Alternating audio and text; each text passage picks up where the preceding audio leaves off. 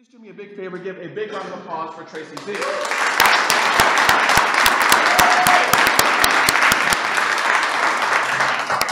Hi, everybody. Can you hear me? Can everyone hear me? Everyone can probably hear me, right? I'm pretty noisy. We can hear you without a mic. Okay, so yeah, hi. Thanks for having me for this. I really didn't know what I was doing. I just said, sure. Tommy asked me to do something, and Patrick was doing it. I was like, of course. What is it? We discussed it being. I thought I was coming here to do a Q&A, and Patrick sent me an email last night saying you have 15 minutes to talk, and I was like, I will write myself some questions and do my own Q&A. So that's what I did. But am I just going to talk? Are you sitting here talking to me? What are we going to do? What's the situation? You tell your story. Okay. The other day, you and I kind of did a back and forth Q&A, but I want you to just kind of go on and become unhinged for a little bit, and tell us about some of the things you told me about how Bumbershoot was completely planned ever since you were a kid and everything, right? My business plan. I brought copies for everyone to review. Right. There's no business plan. There was never a business plan. So, okay, so I'm going to kind of just tell you the story from when I think you should start knowing it. I graduated from college with a degree in art. So obviously I'm in PR. It was like a fine art degree, but it was a graphic design degree. So I took my graphic design degree and went to work in radio. This is all making perfect sense, right? So I went to work in radio with my graphic design degree, and I did, worked in the sales department, and then kind of got into PR that way, and sort of slowly figured out this is something I happen to be good at. It's an accident, but hooray, I can do it. And that's all I was looking for. It was something I could do, because I never thought I could do anything. I wasn't very good in math. I was a terrible student, so I never really thought I could do things and be good at them until I just kind of like accidentally backed up into it and was like, hey, what's all this? So my mom actually wanted me when I first went to college to go into PR, because I guess she knew what it was. And I was like, okay, and I did, and I ended up in a journalism class, and I was like, this isn't for me.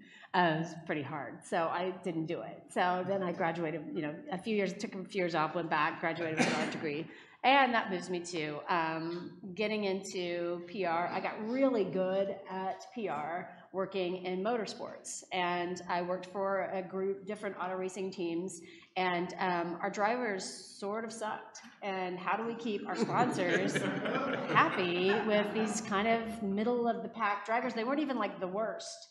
Those make stories. The 13th consistently finishing driver every week. So ended up coming up. It was all over the country, but we worked. It was a bunch of different groups, yes. Okay. But we ended up, and I was never with like a really good team, believe it or not. I'm like, you'll do. But moving out of there, I ended up getting information from like the reporters telling people that they knew this is the best PR person we've ever worked with, and it was because I just did the job. I wasn't a fan of racing. I just happened to back into that too. So accidents, I guess, are the best learning. The best way to learn things for me when I don't know I'm learning something. Left there, went to work at Ground Floor Media. I was in Boulder at the time. Went to work for Ground Floor Media, and Ground Floor Media is this place where culture is just, I mean, you couldn't imagine it. They've won Best Place to Work in America twice in the past like 3 years, and Outside Magazine. So it's like its culture is number one. You can do anything, and as long as you're doing good work.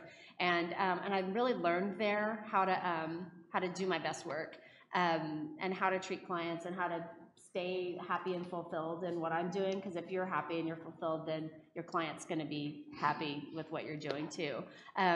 We ended up deciding we wanted to start a family, so we left Colorado, we moved back to Oklahoma City, bought an old house in Mesta Park, and we're like, I'm going to work on the house. I'm not even going to work. I'm not going to work. I'm going to do this house thing and be a housewife. And you're laughing. Jackson's laughing because he knows me well enough. This is when we met, when he was a little guy, too. He had just moved back from California. But we had, it was a bad plan. It was another bad idea that I had. And so I was like, I just need to start working. This isn't working out for me. I was super bored. It was not for me. Not a housewife? Yeah, no. The housewife thing? I didn't even wear yoga. I don't even own yoga pants to run around in, so how could I possibly? But that was about 11 years ago or so, 10 years ago or so. Then started contracting with a group, and I won't say who they were because I was super miserable there. But then from there, found out Saxon was hiring, and I'm looking at Matt, and he was with me at Saxon, but I found out Saxon was hiring, And I went to work there. The very first interview I had there, I said, you know, hey, Rinzai, I love this place. I love this job. This is awesome. It's exactly what I'd like to be doing right now. And we're trying to adopt. So, and we're both like, ha ha ha, adoption takes years. So 9 months to the day, I swear the girl got pregnant like during that meeting, but 9 months to the day, our son was born. We hear you. Yes, I got you. We've got this. 9 months to the day, I just have like someone with strings pulling me all the time. But 9 months to the day, our son was born. Also, Matt's daughter was born, oddly enough, and a few hours apart. A few hours before. It was a race. We were racing that day to see who was going to become a parent first. We were supposed to race on that. We did, though. It became kind of competitive. It did become kind of competitive that day. Anyhow, so I worked at Saxon for 9 months and was like, I have this baby. I'm going to quit my job and just stay home with my baby. And I did the right thing with that. I'd never, ever regretted doing that. I mean, I loved working there. I loved my coworkers. I loved the work we did. But it was not, I needed to be home with him, and I really, really wanted to. And so it was the right thing to do. And then he started, you know, preschool. A couple of years later, I said, okay, I'll take a client. I'll take another client. And I just started working during his school schedule. And 8 years later of having this company, that's still what I do. On Tuesdays and Thursdays, his grandmother picks him up because she won't stop doing that because she just wants to own that. She'll do it in college. She'll follow him to wherever he goes and do it there. But Monday, Wednesday, Friday, I still pick him up from school, and we're done. I'm done at that time those days, and I fit it in because everyone at work, that's how we do it because we made our own thing. Let's see. So how did my company become Bumbershoot? What's the name? What's the story behind the name of Bumbershoot? So this is funny because you asked me that in the video, and I didn't really tell you the whole story. But because I was like, God, I look like such an idiot, but why not? I think let's just tell you the whole story and look like a total idiot. So you know, it was kind of like this whole Mary Poppins thing, like whistle while you work, and like, you know, like all the enjoyable things about like how I love that movie. I love it, and the Bumbershoot and Dick Van Dyke talking about the Bumbershoot in that movie. And then a few years into owning that name and that company, I was like, holy crap, that's from Chitty Chitty Bang Bang, not Mary Poppins. I named my company after this thing that I got from this movie that I love that is the wrong thing. And I hate Chitty Chitty Bang Bang. It's like the worst movie. I love that. Oh, it's horrible. It's so bad. Go home and rewatch it and see if you really do like it. Real quick, does everyone here know what a Bumbershoot is? Oh, sorry. Okay, it's an umbrella. It's an umbrella. It's an umbrella. And so that was like a parasol? No, it's like an umbrella, like an actual umbrella. It's a word for umbrella, but it first kind of came up in that movie. Right. People started using it it just means umbrella, and I like the idea that the umbrella kind of talked about my company and how we do these different things and we're great at this stuff and it's kind of unique and it all kind of fits under this umbrella of what we do. But I didn't want to say umbrella, of course, so I went Bumbershoot because I loved Mary Poppins, and my whole website was about that. Like, it was about, like, the whole website was about, like, how it was like this, there's a quote from the movie on it, and it was like, and so 3 years ago, I was like, oh my God, like, it just snapped for me, like, this is not at all right, what have I done? And so we redid the whole website. It's beautiful. There's no mention of Mary Poppins there, and the whole thing. But I still like. Did you mention? No, I hate Chitty Chitty Bang Bang. It's awful. So anyway, that was the part I didn't tell you in our interview. That's so probably when we the only say transparency, Tracy, it has to be 100% transparent. You can't lie about the Mary Poppins story. I didn't. I just didn't tell you. Oh.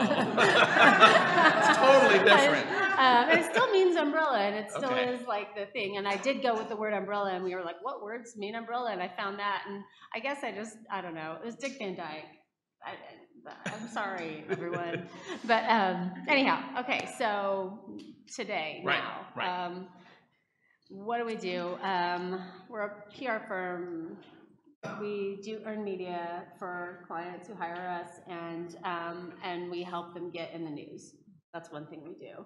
Another thing we do is help them come up with stuff that is interesting enough to get them in the news. So they may be doing great work, like 8 other people are doing great work. What's the thing that they're doing different? Maybe nothing, but maybe we can help them come up with what that thing is. And then, and that helps them kind of rise up and then get a little bit more attention that way. And we also do a lot of really fun, funky, grassroots, actual public relations where we're touching real humans in the streets. Like, we do a lot of that. And that's I think one thing that we sort of excel at that I think maybe, when we're talking about like what's the thing you're great at. We're great at our media, but so is everybody. We come up with those weird things. We're great at the weird thing, the weird additional thing. That's where we kind of shine, isn't it? We believe it or not. So let's see. Oh, I have some other stuff. Am I still? Yes. Okay. It's going How's everyone with this format? Is this okay? Yeah. Great. Thanks, Kayla. No one's left yet. No one's left yet. No one's thrown I see anything you at by you the yet. door, though. I see you standing by the door. I'm watching. Yeah, Jens are over there. Hey, I'm just the doorman. Just the bouncer. That's all I ask. All right. Okay, so we work with clients that we love, and we work with clients we're really proud of. And that's something that I didn't get working anywhere else. There was always something that you're like, I'm not sure. What is this, Made you feel icky, Yeah, maybe on not some really plans? icky. There wasn't really ever an icky thing. It was just like, I'm not really, this isn't like bad. There wasn't anything that was ever just bad. It was like, what are we even doing? Right. Why am I calling this reporter to tell them about like the 5th, to market low carb beer? Does anyone remember Aspen Edge? No, and that's the point right there. It was Coors' low carb beer in like the 90s. It was the worst. So I had to do that, and I would be like calling reporters all over the country, and they're like, "What are you doing?" Like, just buy an ad.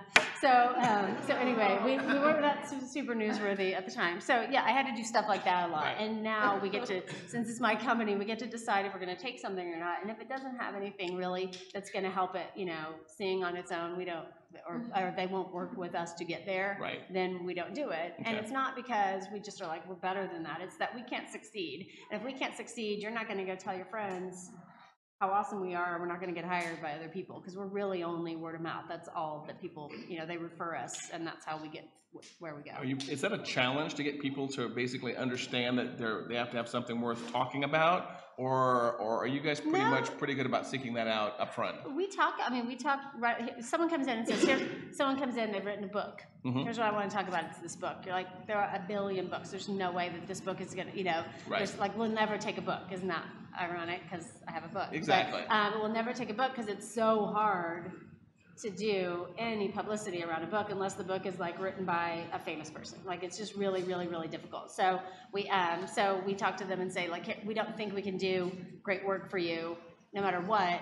We don't think we're your thing. Here are some other people who might be able to help you. Right. So we do that a lot. We'll tell people, if they're not for us, if it's a book that's about something horrible I hate, Right. I'll be courteous, but I'm like, it's not really for us. Here's some other people. But if it's something that I think that they can, that I generally don't say no without saying no, but here are 3 other people you could contact. You have a good network.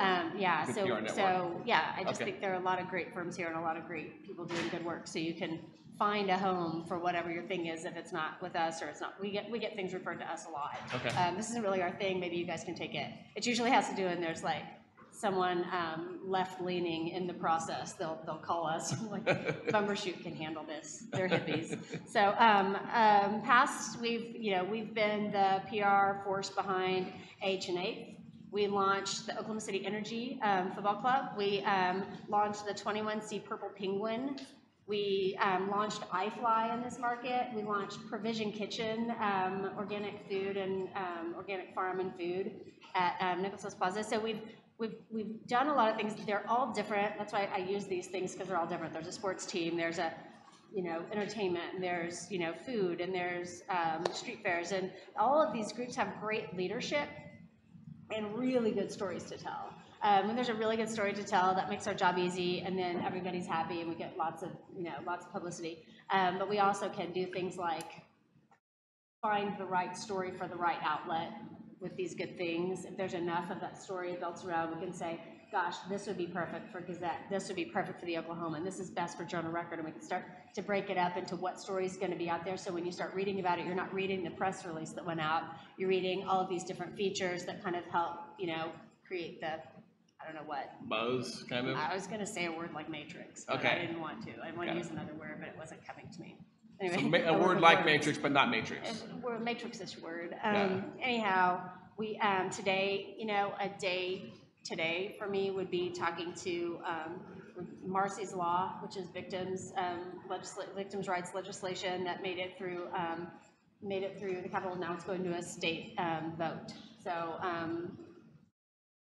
Yes, Marcy's Law. But it's a state question now, and it's going to be on the ballot in 2017 or 2018. That's still not sure. But my day would be talking about Marcy's Law and victims' rights, and talking to, with, and about murder victims, and then switching over to talk to Sugar Free All Stars, the Kendi Rock Band, who's doing a music festival at the end of the summer, and then coming over here and talking about the Paige Woodson development south of the Health Sciences Center. That's the old Douglas High School that's now affordable housing plus market rate housing, and how we're branding that, and how we're talking through we talked about it before, Allison and I did, but how we're talking about bringing the history of the school into the narrative and bringing it into the future of the project, and how we talk about it today, and how we dip into the past. Dead Center Film Festival all over the place right now because Gary Busey's coming to town this weekend to receive an award, and so hope you're all going to that awesome party Matt's playing. And then the OKC Pro-Am. So my day is not like a typical, I have to be talking about all these things in these different ways all day long, like anyone who has different accounts. But, and that's just some of them. I didn't list some that I'm not supposed to be talking about out loud. Right. But there's some sneaky stuff going on too.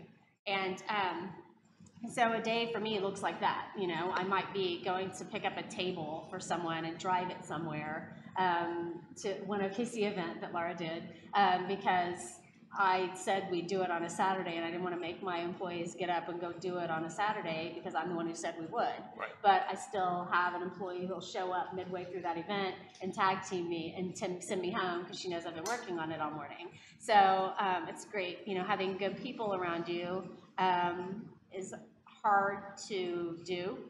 It's hard to find that and make it happen, and I don't have a secret recipe for how that works. I just know that people can prove themselves in increments and keep them going, keep them with you if they're proving themselves in those increments, and just make the work work, because the work can be done really by anyone. The people are kind of irreplaceable when they're really, really good.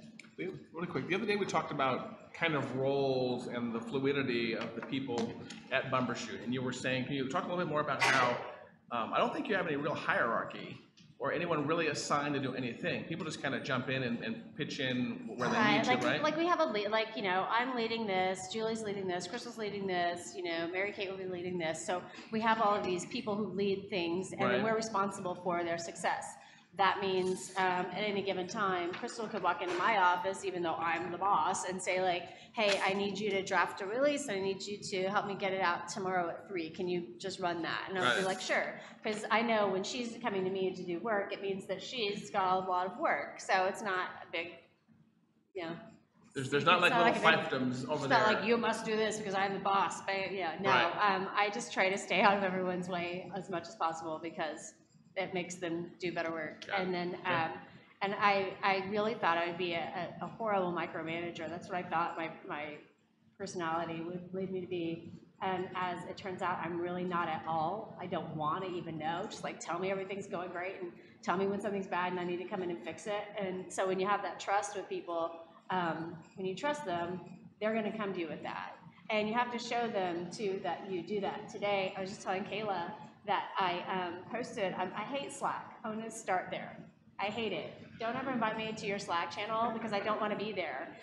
Do something else with me. Don't look at my screen when I'm doing for some Tommy notes in Slack right here. So exactly. do not look at this right but here. 2 of my clients right now have purple icons on Slack. So guess what I did this morning? And it was nothing like horrible or whatever, but like so when I did that, I was like, oh my God, I just posted to like everyone in America about this painting that I'm having done. Like it was like this, just that feeling where you're just like, I guess I'm gonna vomit now. It's not happening yet, but it still feels that way. So you just like keep that up. So I had to send the client a note and be like, hey, I just want you to know I did this thing this morning, and I had to show, because I have to show them that like I have to keep my promise that we don't like hide our mistakes and we're cool about it when we do, like just like whatever the outcome is of this, I have to deal with now. And the client wrote back and was like, this isn't a problem. Like, why are you bothering me? So I was like, okay, good. But I had to like, so you have to show that you have to show what you want out of everyone. You can't just say what you want out of everyone. I think you have to show what you want. But, we have nothing that we do looks typical. Our projects kind of, like I said, always sort of do have that secret ingredient of weirdness, of something surprising, something you maybe haven't seen or something you maybe didn't expect to hear about it. We try to pull that out because we think that that gives it greater legs. And that's probably my best advice is just do your you and like find out what your thing is. I didn't say, what is it? I probably did early. What does a PR person look like? What does a PR firm look like? Am I supposed to run around in a boxy suit and like have business cards with me? Because I don't, that's not my thing. And then when I do it, I always feel like I'm lying. Like if I go into something in a suit, I'm like, hello, that's nice. I always feel like I'm like kind of putting on a show. You know, I can be professional, but I can do it as me. And I think that that's a really important thing to like find your you and just like do that. And if you do that, and if you're doing it business-wise, you're doing it with your company or whatever your company goals are, if you do that, you find that thing that you do really well and just do it. You'll find your niche and you'll find the place where you fit. And you'll enjoy work a lot more because you'll be doing the thing that you're really good at. And everyone will be like, man, you're so good at that thing you do. Even if it's not all of the other pieces that you think everyone else is putting together. We don't have a big digital department, but we still manage to be a PR firm, you know? So just because we're not like so-and-so or this person doesn't mean we don't have value where we are. And so just, that's probably my best advice, I think, that is to just figure out what your genuine best is and then put that out there. Got it. So the Tracy story for the most part? That's the Tracy story for the most part. So some of the questions we talked about the other day, going back in your journey a little bit. Do you want to go through your first bottle of water? Okay. Thirsty. Made you talk a lot. I know, I didn't expect Going back over your journey over several years when you started up in Oklahoma, for the most part, have you been in Oklahoma the entire, I know there was a trip in Boulder there, but has Bumbershoot been in Oklahoma the entire time? Yeah, Bumbershoot started in Oklahoma City. So 8 years now, 8 years in June. Wow. Considering most businesses, don't make it past 3 years, you're doing okay. Not bad. Not bad.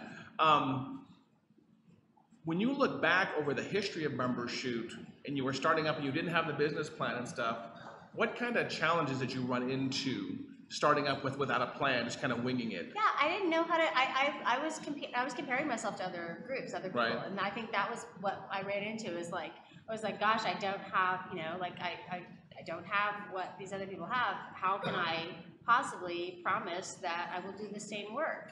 And so I just, you know, started working with, I was hired, my first client after my son was born, my first client was downtown OKC. A friend of mine worked there. She needed a walking art tour produced and written and researched and all the parts that go with that for downtown Oklahoma City. And I was like, oh, this is actually something I can do. And that was my first kind of project out of the you know, into the freelance world. Got it, okay. And so with that, it was like she had people. Oh, well, you should meet this person. I know Tracy does this too, and I know Tracy does this too.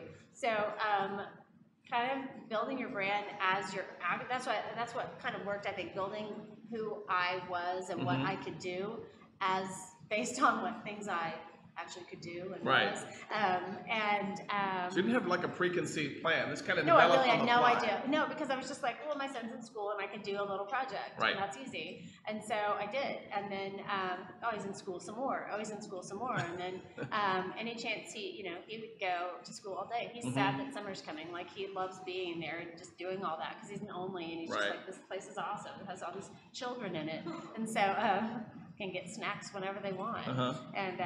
And so I just started doing that and then adding stuff as it made sense and, you know, getting involved in things probably, you know, if I didn't have time, if I had time and someone asked me to do something but they didn't have money, it was something like Dead Center, for example, I would do it because I knew I could do it and I knew if I did it, they were a client.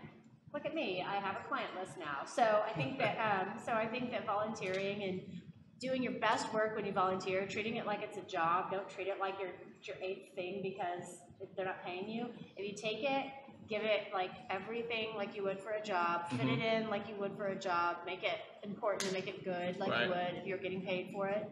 And then people start to recognize that about you and they don't know if you're paid or not and they don't care. They saw that you did good work. So you treat your gratis clients the same way as you treat your paying clients? Unless it's agreed upon in advance.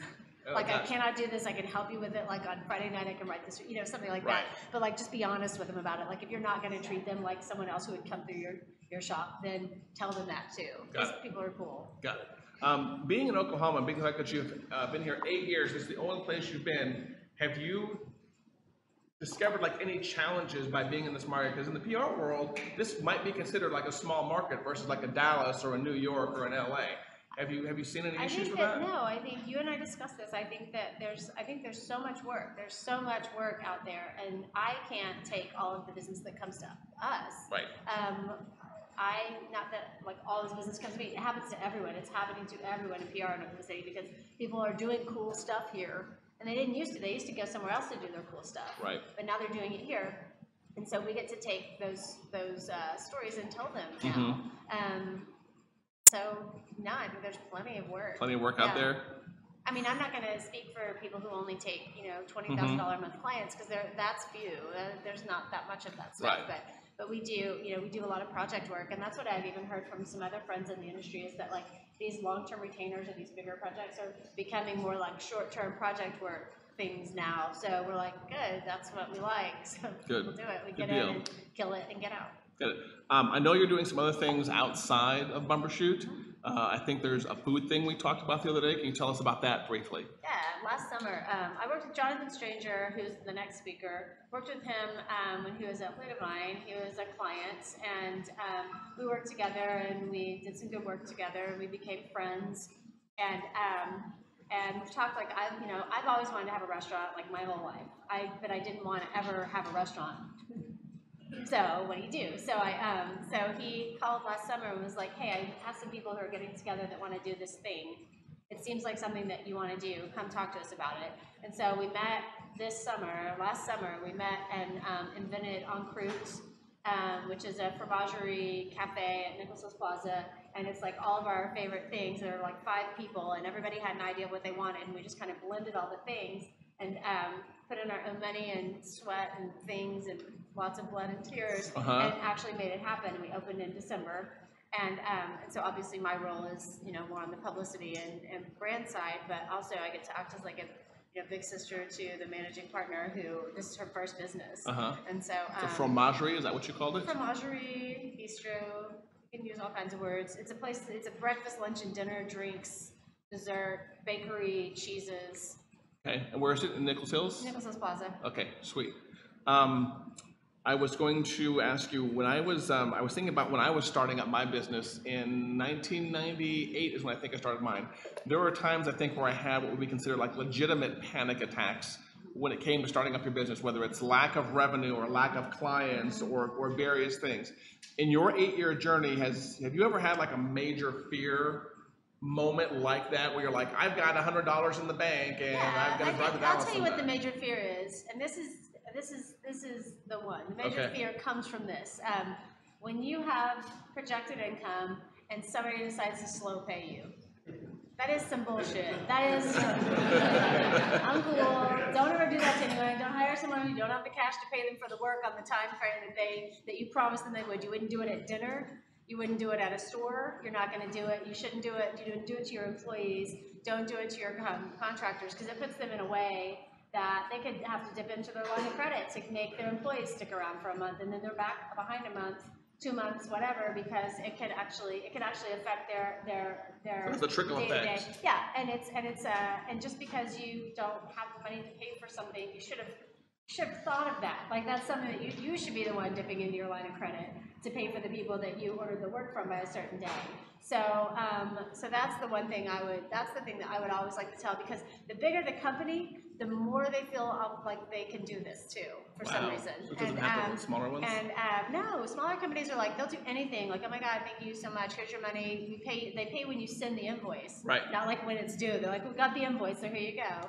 And I learned this from my husband. He's a contractor, and he does it, and he pays people on the day. He pays them for the work. And so listening to him do that and then watching it happen to me, that's become like, that's an important thing to know. And you can't always do it. And sometimes you have to tell someone, but if you can't do it, at least tell them why, or tell them that you can, or tell them when you can expect it or something. So you're not just like leaving someone hanging out there with, $20,000 that they can't operate their business that only costs $12 a month to operate. So when you were, this is a cash flow question because you're bringing this up now. If you were, for some reason, in a pinch and you only had a very small amount of money in the bank, what would Tracy go out and do in Oklahoma to like find a new client? So you hit the payment kind of person, or you get on the phone kind of person? Yeah, it's people that we've, it's people that we've worked with. We've done this before. Like, we're like, okay, I think we're gonna have to get rid of a client. Right. There's someone maybe who's not right anymore. Right. And so we'll say, but I can't do that until we replace them. Okay. So I'll pick up the phone and I'll call people we've worked with in the past. How's so-and-so going? Do you guys look for anything? We're trying to fill a hole. Do you guys have any work for us? They're like, oh, some people are like, yeah, and other people are like, no. So it's just, if you call them and ask them, they may be like, oh my God, I've actually been thinking about calling you because I've been having this thing. I don't know what you think about it. But they're so busy doing their big new work that they can't pick up the phone and call somebody. They don't know how to, So you guys are pretty good about staying in contact with past clients? That's a big thing with us. We work with people on project basis. We'll come in and do the Tower Theater for 4 months, and then we'll step out. But then if a problem arises, Tower Theater's on the phone, and they're like, can we talk about this? Can you come in and do, and we just do like a quick project and jump in and out. One and done kind of thing. And so, but we stay close to them because we are genuinely, personally interested in the work they're doing. Right. And that's how we are with all the things that I mentioned. We're genuinely, personally invested in all of these things. And there's a reason that we're good at the work is because we like what they're doing.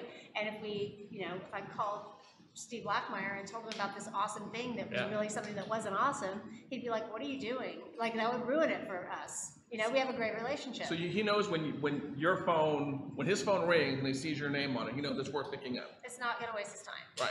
Got it. Earlier you talked a little bit about Jonathan Stranger, who's a little bit of a miniature Oklahoma celebrity who we're going to be talking to next month. But let's talk a little bit about who else in Oklahoma that inspires you or you see doing exciting things. What other names come to mind of if Tracy, if I have an evening to spend the night and I want to go see somebody or go to someone's business, who would you recommend I go and learn from? I think that Keith and Heather Paul are doing it right. They've started something big and good, and they do good work, and they're consistent and they're strong with it. We don't do any work with them. I just want to make sure that you know that. But they're our friends and neighbors, and I think that what they're doing is really important. They're creating a thing here that a lot of people. Can you talk about what it is? Oh, I'm sorry. Keith and Heather Paul with the Good Egg Dining. So everything from Cheevers to Barrios to Tucker's to I don't know. That's all I can remember. But what? Drake. Yeah, the Drake. Delicious. I know. Sorry, I forgot that. Yeah, so so what they're doing is pretty inspirational because they kind of started it off like, we're going to do a thing. They bought Cheevers, they started like that, and they're going to do their thing, and they're pretty inspirational because they do it in the right way, and they do good work, and they stick to what they think they should be doing. They're not trying to, do anyone else's thing. Jonathan is one. I think Laura Massenat at Elemental is one of those people that inspires me. She, we joke around, we just do whatever we want, but we kind of just do whatever we want. And we have some stuff going on that's just silly and fun and awesome because we get to do whatever we want. But with it, obviously with a reason, but good things. But she's another person who maybe doesn't fit in a certain mold and does her thing. And Romy Owens is one of those people too. I think what Romy's done for the art community in Oklahoma City, if you guys haven't looked up Current Studio, Romy has done some stuff, and she has a project going right now that's just unnecessarily mind-blowing. She and is it Adam Lemon is doing it with her, so they have an unnecessarily over-the-top, mind-blowing project that they're doing for art for Oklahoma City that everyone needs to kind of look into. And she's just a friend of mine and doing some amazing stuff too. Enid. Pardon? It's an Enid. So an Enid. And but what they're doing is just it's ridiculous. So I'm excited about what she's always got going on. She did something in Tulsa last year where she had everybody in the state knit a square of fabric in green or blue, and then she had them stitched all together, and then she dropped them from the top of the gallery in the Brady district on this 2-3-story gallery, and just dropped it, and it was this beautiful landscape that was just knit fabric, and you could see it. It was different from the inside, and she just did it for the sake of she needs this big thing done, and she wants to bring everyone together through art to do these things, and she does it. She doesn't just say we should do this, because everyone says we should do this, and Romy does this. So I think that Romy's one of those people too. Got it. Any questions for certain things? What are the 2 or 3 things that either the general public or maybe some of your newer clients misunderstand about what PR is and what it can do or can't do, or perception? Yeah, we can't. We can't if there's nothing different or special or better or good or new about you, we can't Fabricate it. yeah, we can't fabricate it. You have to be willing to work. And I think that another thing is that we don't go, I think a misconception is that we just go off and do our PR work and then we come back and voila, you know. But we like to sit down with our people and work with them and think with them and brainstorm together and get to know what they are and get a real feel on the vibe of the place so we can grow with them and kind of get them where they need to be. But we have to feel it. I mean, it sounds silly, but we have to feel it to make it happen. Got it. Other questions? Sir, back. Tracy, so you have been in Oklahoma City on and off for a long time. You know, you just talked about some of the most incredible people who are working here. Everyone agrees that there's no shortage of talent. Some really incredible people live and work in Oklahoma City. Over the next 5 to 10 years, from your perspective as someone who touches all of these different facets of the city, what do we need the most going forward to really facilitate that? That's a great question. And real quick, just for the recording, I need to repeat the question. So you asked basically over the next 5 to 10 years, what does Oklahoma need for like the entrepreneur community or? To continue its trajectory of growth. To continue its trajectory of growth. Okay, got it. Yeah. Got it. We need to have schools, and we need to have art and schools, and we need to have, you know, keep nursing homes open and keep hospitals and rural communities open. I mean, we have to take care of our humans here, or people are going to look at this place and go like, what the hell? Like, they do. Like, there's some schools that are literally moved to a 4-day school week because they can't afford to be open because legislators don't want to pass a budget that does that. So, I have a way I think that could work, but I'm not going to share that with everyone. But however you see fit, I think we need more citizens involved with their legislators. I think we need more people to call and say, here's what I want. Even if you don't know how they can get there, I think everybody just needs to like call and make requests. I want schools to get better. It's not the school district's fault that they're terrible. There's a budget shortfall, and that's why schools are bad. So that's what I see. That's why I see things. I see things going the wrong way if we don't fix problems. Got it. Question. That was a different answer than you probably expected. I think I was expecting a different answer for that too, but it did make me think of almost like going backwards. So if you've been here, or you've gone to existed for 8 years, and a lot of your clients are kind of like doing the coolest thing basically in Oklahoma City. How do you see Oklahoma City changing from 8 years ago to now? Like what is the growth like? One thing in particular that when we worked for Fowler Auto Group, this is kind of how cool he is. He's like, you are my PR firm, so instead of talking about me and doing all that stuff, I'm going to loan you to things I sponsor. And doing that, it blew him up. Like H&A. I mean, you can't say H&A without saying Fowler Toyota. Like, it just was impossible. So he gave us to H&A, and that's why we ended up working on that project. There was nothing going on there. There were a few things, but there was literally nothing going on. Laura started H&A with, Jonathan and Jonathan Stranger and Laura Massenot, sorry, and what's his name? No, he didn't actually start it, but yeah, he worked on it, but it was J.D. Merriweather from Coop. So the three of them got together to put a food truck event together, and of course the cops came because, you do things that are weird and cops come sometimes. So the cops came, shut it down, but then that became like this thing. So it went on, and they got the permitting squared away, and then Jonathan got involved with money and pushing it. And then all of a sudden, after everyone started coming down once a month, we were at one point, we're like, should we stop our efforts? And everyone's like, well, we can't really stop. Like, we have to still keep doing the work. So we kept doing publicity for this thing, and we would get 40,000 people a night to hit the street on Hudson for 4 hours once a month. I mean, that's absurd. There's no reason that many, but what it showed was that all of these people want to be down here doing this stuff.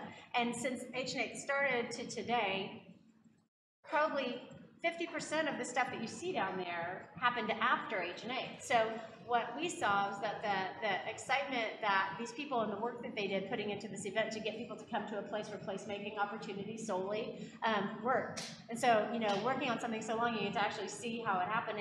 And so more things are there now because people started going there, and they'd go there and they liked it, and they felt safe there, and they felt good there, and it was so close. Why isn't there anything here? So then you see people starting to take advantage of that and putting stuff in, and now it's packed and it's too expensive, and we're moving out because we can't live there anymore.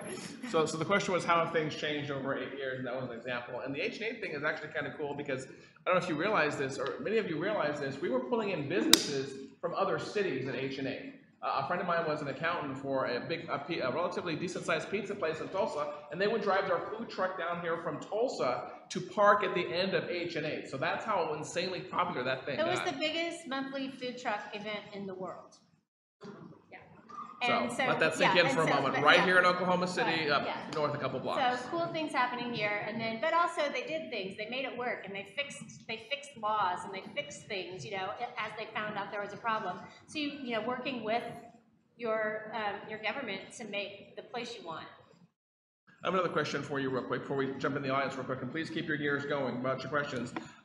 When you look at other businesses in Oklahoma, other people who have come and gone, business failure, business challenges in the beginning, what do you think is one of the main challenges when it comes to running a startup? I don't know, not taking care of yourself, getting burnt out, not being married to someone who will give you a place to live while you work on your company. So, I mean, I'm not like just this like single startup lady. Like I was married, we had a home, and I was able to start a company, you know, that way. So I wasn't just like out on my own. Do you guys get along the entire time, or do you guys ever throw stuff at each other? Yeah, we get along. He's super cool. Is he? Yeah. Sweet. Yeah, so we get along really well So, about work or whatever, because we're in such different things that we don't get in each other's way. Got it. We talked about this the other day. Well, we know we've got the bumper shoot. We know we've got the restaurant. We know we've got the book, which is called The Not In Here Store. We'll talk a little bit more about that in the future. But the future of bumper shoot. You're still going to be here in Oklahoma. No plans to move. No plans to buy a skyscraper. No. What's coming up in the next 5 or 10 years for you? We'd like a skyscraper. But we, you know, I don't know. I tried to open an office in Boulder a couple years ago, and it was a total failure. We lived there before, and so I partnered with some people to open an office there, and we tried that a couple years ago, and I did it for a year and was like, that was a fun year, but not really good for business. So I would go there and I would like do my Oklahoma work in Boulder and be like, that work's over, time to go for a hike, or, you know, so I treated it like it was like a vacation job. Right. If that makes sense. So, so I tried to do that, and so our big plans to like, you know, be in 2 markets didn't work, and that's fine. So it was hard to do the traveling and stuff, but it's a bummer to get rid of the condo. I'll give you that. But it was also, but I did introduce the group to another PR person who's taken my place in the Boulder office for them. Okay. So they're good. Good. Yeah. Good deal. So no more city expansion. You tried it once, and it's. No, it was, I just was trying to, I don't know. Got a question over here in the back. Yeah, can you tell us more about your new client acquisition process? Okay, so the question is more about new client acquisition, like onboarding, or just marketing in general? How do you acquire new clients? Okay, you know, it's the laziest plan you've ever heard, but we do good work, and those people refer us to people, and it always has a full pipeline. I can't explain it. We've never not had a full pipeline of people wanting to have this work done for them because we're smaller, so we're more affordable, and we can work with like startups and groups like that because we don't require a giant budget, so we get these better stories of people doing new things that are really exciting. So it looks like we know how to do all this really great stuff, but really we just know where to find the better stories. And what it looks like is sometimes someone will call and say, we want you to work with us. There's an RFP process, and we want you to participate in it. That's the only time we'll do an RFP, and we learned our lesson. We don't even do them anymore because we've learned our lesson the hard way like 4 times. I keep not learning that lesson, but someone will say, you know, so we'll sit down with someone and we'll say, what do you guys do? What are you looking for? What are you trying to do? And we'll say, well, here's what we do, and then we'll all say, like, well, why don't we go back? We'll put together a proposal, and then we'll kind of talk you through what it would be like to work with us and what it would kind of look like and how much we think it would cost.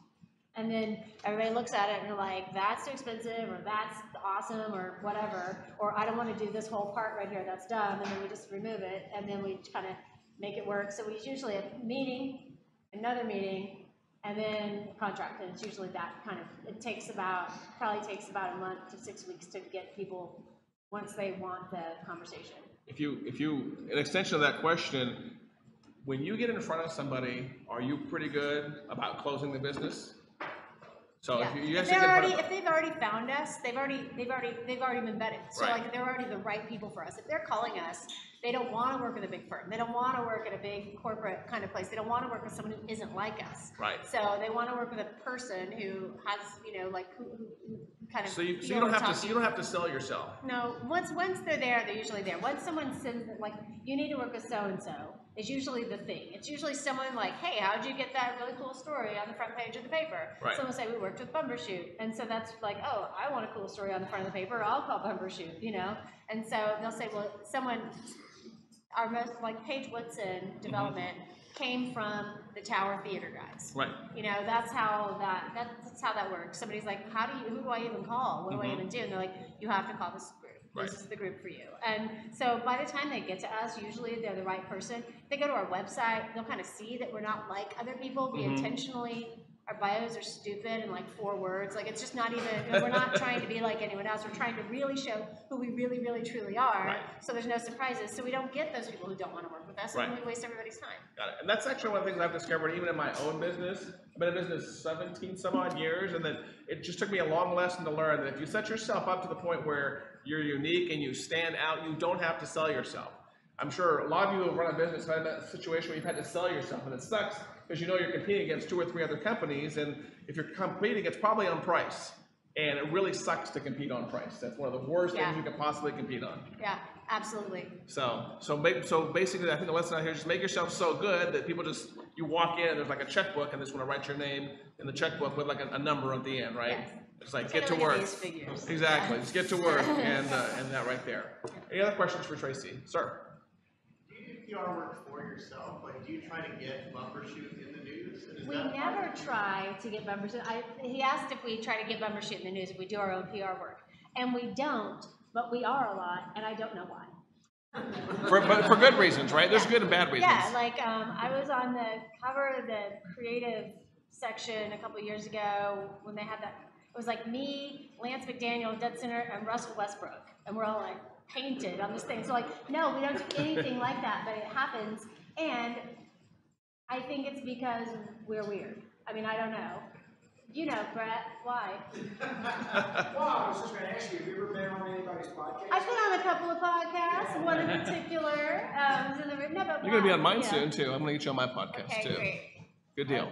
Cool. Other questions for Tracy? Okay, come on. Pipe up. Oh, you. Kayla. You raise your hand, ladies. So you kind of mentioned some of your clients that you have. It seems like a variety. Is it mostly a lot of small, weird kind of niche businesses, or is it a wide range? Like, are you working with big corporations at all, or mostly just small? When we work with big groups, it's a small project. We don't want to come in, I worked with Orange Leaf Frozen Yogurt for several years before I brought in Ground Floor Media to work with them because they were getting so big, and I didn't want to work with a giant franchising company with 100, and that was back when they were 100. So we were like, I brought them in when we tilted from 100 to, moved over 100 stores. I brought them in to start working on it, and kind of sailed off from that one because it was just, there's too many things. You need like 8 people, who work on things like that, and we don't have a company like that. So we work on small projects for big companies or handle publicity and all other parts. We do a lot of stuff. I've been in charge of the whole branding of the Paige Woodson development because it's a communications issue. So I've managed the branding of that, even though that's technically not what we do. It's under the umbrella. Under the Bumbershoot. Under the Bumbershoot. Chitty Chitty Bang Bang. You said that one of the reasons that you guys, I think, are doing so well is because you only work with projects you believe in. Do you guys purposely avoid hot topics? Do you guys purposely avoid doing PR for anything, for example, like religious or political? No, political. We're with Marcy's Law right now. We work with Oklahoma Policy Institute. We do work for these organizations happily because we're behind what they're doing. You believe in them, right? Yeah. Okay. I just didn't know because there are certain things that I will avoid because I just know there's hot topics that you just do not want to touch because there's no win situation. Okay, so you say that. Yeah. But we think that it's part of still talking about how and who we are and being honest with who we are. And if a company, we can have different political outlooks and still do good work if we both believe that this is happening, you know? So I think that it just depends. There are some things that I probably wouldn't touch. Okay.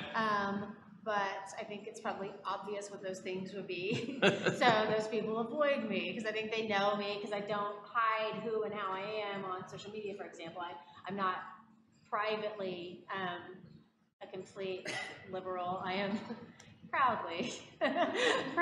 No, I'm Your Twitter account is better in the evenings when you're a little bit more relaxed. I just know from following her that she says some of the greatest things after hours. So if you ever have a chance to follow her on Twitter, please do, because that's the stuff I really retweet and I don't like. drink alcohol, so don't think that I'm just like getting home and like hitting the bottle. And it's usually popping like, in a straw. Yeah, it's usually like after my son goes to bed and I plop down on the couch, and it's usually about how much I hate House Hunters International. So Got it. these people are the worst. As we're wrapping up here, we can probably take maybe one final question out of Tracy. Does anybody have? Yes. Yeah. No, you will. So just a fun question. Who's your dream client or someone you wish would hire you for that? So the question for the recording is, who is your dream client? StarSpace 46. No, I don't know. That's a great question because I don't know. Someone who wants to dig in, wants to do exciting stuff, whoops, getting dripped on. StarSpace 46's air conditioning guy is my dream client. But someone who wants to dig in and do weird stuff and get attention in an aligned way that is super weird, willing to go super weird with us. That's kind of a dream client. So there's not a too weird? But if it makes sense, it's not too weird. Okay. Yeah. Got it. Yeah. But the weirder the better, as Yeah. long as it makes sense. Okay. Good deal. At this point right here, we're probably going to wrap up so Tracy can sit around and shake hands. First, before we kind of make our closing announcements, please help me give a big round of applause up for Tracy.